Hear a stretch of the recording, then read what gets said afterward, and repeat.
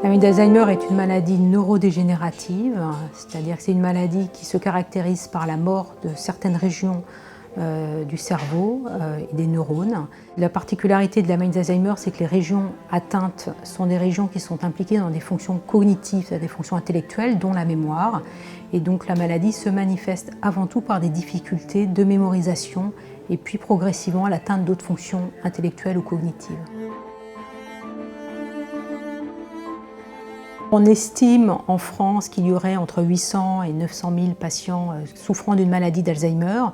Lorsque l'on sait qu'il y a des retombées sur tout l'entourage familial, il y a entre 2 et 3 millions de personnes qui sont concernées quotidiennement par cette maladie. Il y a 2 enjeux importants. Le premier, c'est le diagnostic, c'est-à-dire améliorer les qualités du diagnostic, éviter les erreurs de diagnostic et avant tout également de proposer des nouveaux traitements, développer des aspects thérapeutiques spécifiques. Il y a des traitements actuels, symptomatiques certes, mais qui existent, qu'on propose aux patients. Également les faire entrer dans une filière de prise en charge avec des prises en charge spécifiques et un soutien des familles. La recherche, elle n'est jamais unique, elle est complexe et on travaille ensemble, il y a plusieurs équipes avec des compétences différentes, complémentaires, c'est ça qui est important. Pour les traitements, il y a plusieurs pistes qui sont à l'étude, il y a des pistes sur l'inflammation, il y a des pistes sur les protéines elles-mêmes qui se développent et qui s'accumulent dans le cerveau. Donc il y a plusieurs voies, il n'y a pas qu'une voie, il y en a plusieurs. Et une fois qu'on en a une qui semble un petit peu marcher, eh bien évidemment on essaye de l'améliorer et de poursuivre un petit peu cette piste au mieux que l'on peut.